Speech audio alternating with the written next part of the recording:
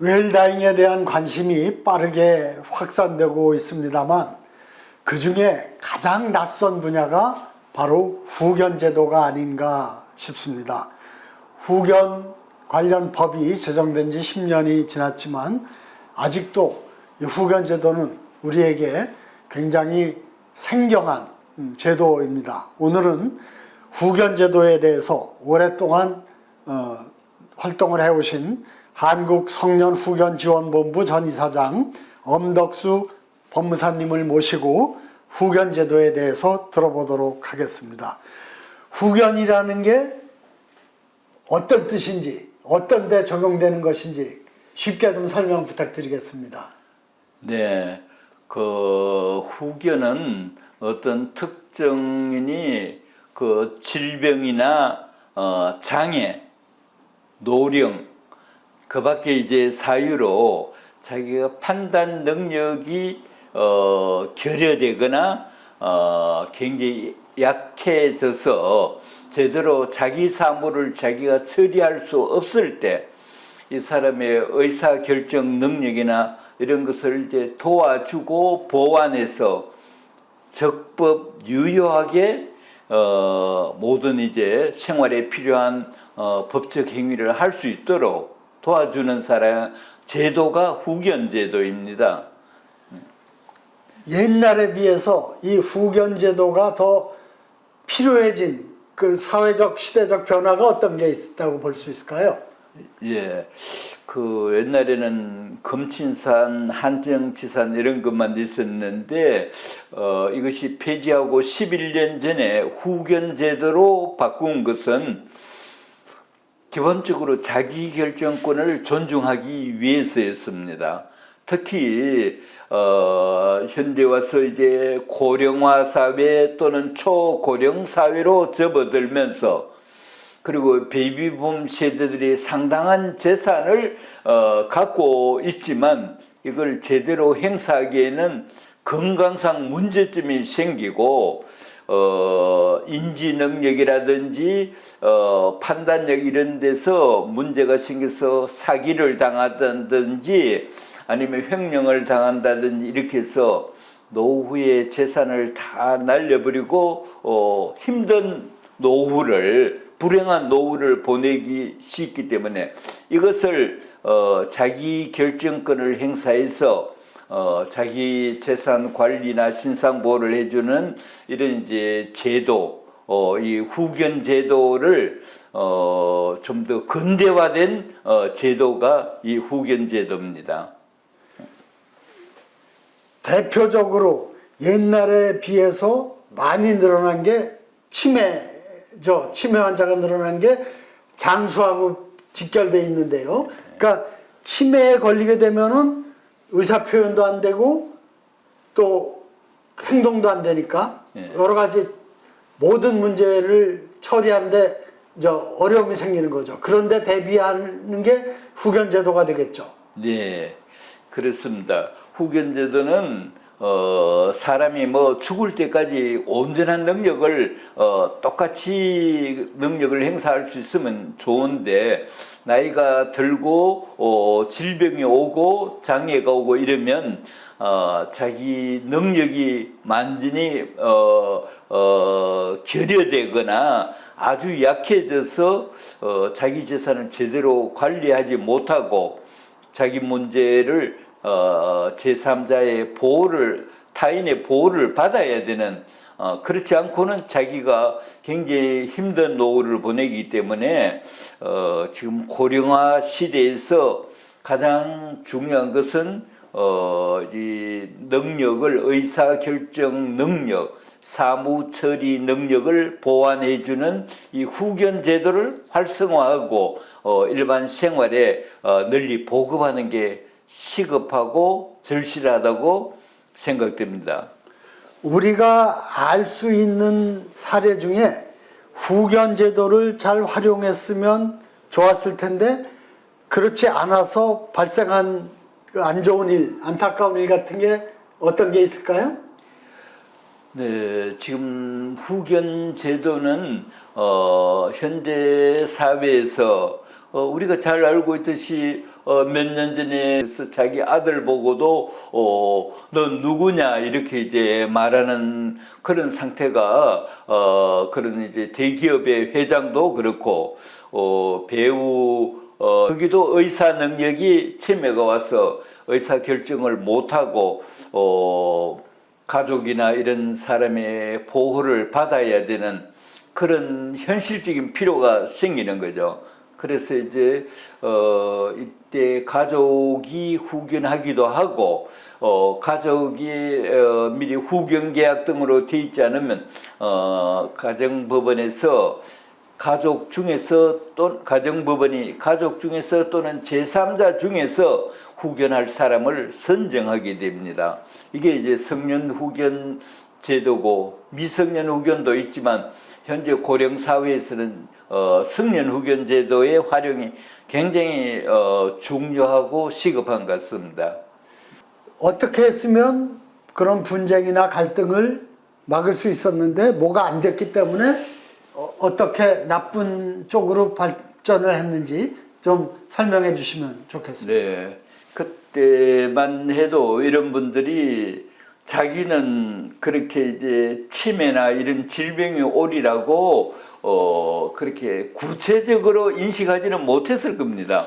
나는 뭐 괜찮겠지, 잘 치매 없이 살다가 가겠지 이래 이제 안이하게 생각했는데 막상 자기도 와버리면 가족도 못 알아보고 전에 어떤 분은 그러더라고요. 이제 네 누구냐 하면 딸 보고 그러니까 엄마 딸이지 그렇게 얘기하는데 넌 내 딸 아니다. 내 딸은 굉장히 젊고 이쁜데 너는 굉장히 늙었네. 그럼 내 딸이 아니다. 이렇게 이제 갈 정도로 인지 능력이 완전히 상실되거나 아주 이제 약화되는 이런 상황이 누구에게나 다가옵니다. 현재 초고령 사회에서는 더 많은 빈도가 있기 때문에 여기에 대비해서 미리 자기를 후견할 수 있는 사람을 이제 정해 줄 수 있으면 보다 안전한 대비책이 될 것 같습니다. 만일 그런 대비가 없으면 후견인 선정 과정에서부터 가족 간에 형제 간이나 또는 이제 자녀들 간에 이렇게 갈등과 대립이 생기고 가정법원이 개입해야 됩니다. 그래서 미리 자기가 이러한 상태에 후견을 필요로 하는 사무 처리 능력, 의사 결정 능력의 결의를 대비해서 후견 계약을 해두는 것이 1차적으로 안전한 대비책이 됩니다. 보험 같은 거로 비교해서 얘기해도 좋겠네요. 자동차 보험은 네. 들어놔야 안심되지 않습니까? 네. 근데 사고는 안 나면 더 좋죠. 근데 그럼요. 만에 하나 사고가 날 수 있으니까 그에 대비해서 보험을 드는 거고, 이 후견 제도도 내가 치매 걸려서 또는 뇌졸중 걸려서 쓰러질 거라고는 생각 안 하죠. 예. 그렇지만 혹시 그렇게 될 수도 있으니까 그에 대비해서 해놓으면은 잘못된 일을 막을 수가 있는 거죠. 네, 아주 적절한 비유라고 봅니다. 네. 자동차 사고 거의 뭐 나는 안전운전한다 그러는데 뜻밖의 이제 순간 실수로 되듯이 자기의 노후 생활도 나는 이제 그냥 이제 정신 말짱말짱하게 이래 있다가 암이나 뭐 이제 심근경색 이런 게 오면 적어도 인지 치매나 이런 거는 생각을 못 하고 있는 경우가 많습니다. 안이하게 방심을 하는데 자동차 사고가 갑자기 나오듯이 우리 인생에서도 자동차 사고와 같은 그런 정신 능력 결여, 인지력 결여 이런 상태가 누구에게나 찾아오고 고령 시대에는 더 많고 빈발합니다. 거기에 대비가 꼭 필요하다고 볼 수 있겠죠. 네. 그리고 제가 이 자동차 보험하고 비교해서 말씀드렸지만 자동차 사고라든가 화재 사고는 몇백 분의 일, 몇천 분의 일의 확률 아닙니까? 예. 근데 이 치매는 85세 이상은 40%가 치매라는 통계가 있거든요. 예. 훨씬 더 우리에게 닥칠 가능성이 엄청 높은 예. 그런 거기 때문에 그에 대비해서 잘 사전에 내가 준비하고 결정해 놓는 것. 그게 이제 후견 제도죠. 예. 이건 꼭 필요한 일인 것 같습니다. 네, 후견 자동차보다 이제 발생 확률이 자동차 사고 발생 확률보다도 이제 정신 능력 치매 발생 확률이 훨씬 높은 비율을 차지하기 때문에 자동차 보험 가입하는 방식으로 우리도 미리 후견 계약을 미리 해두면 자기가 가장 신뢰하는 사람, 배우자가 아니더라도 좋고, 자녀들 중에서도 장남이 굉장히 방탕하고 낭비적이다. 굉장히 뭐 도박도 하고 사행성 그런 행위를 하고 이런데 막내딸은 굉장히 착실하고 아버지에 대한 효심도 지극하고 이렇다 하면 그냥 두면 장남이 후견인이 돼서 노후 재산을 날리기 쉬운데 그때는 가장 안정적인 사람은 막내딸이 될 수가 있습니다. 이 사람을 미리 후견 계약으로 정해두지 않으면 이건 이제 막내딸은 후견인이 될 수 없고 오히려 장남이 후견인이 돼서 재산 관리를 노후 재산을 다 망가뜨리면 이제 고령자들이 병원에 치료를 받고 검사를 하고 뭐 이제 입원비 이런 그 관리가 어려워집니다. 그래서 재산의 안정적인 관리는 미리 보험에 자동차 보험 가입하듯이 또는 사후에 이제 유언장 쓰듯이 미리 후견 계약을 작성해서 이렇게 이제 가장 신뢰하는 사람을 후견인으로 하는 그런 후견 계약 표준적인 틀을 만들어서 이걸 공정하고 등기해 두면 가장 안전한 노후 대책의 하나가 됩니다. 네.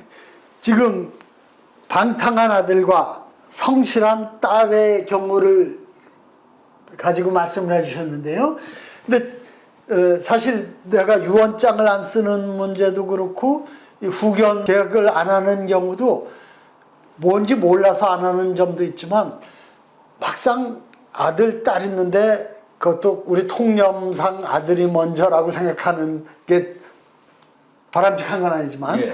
그런 분위기 속에서 딸을 후견인으로 정하는 게 굉장히 좀 예.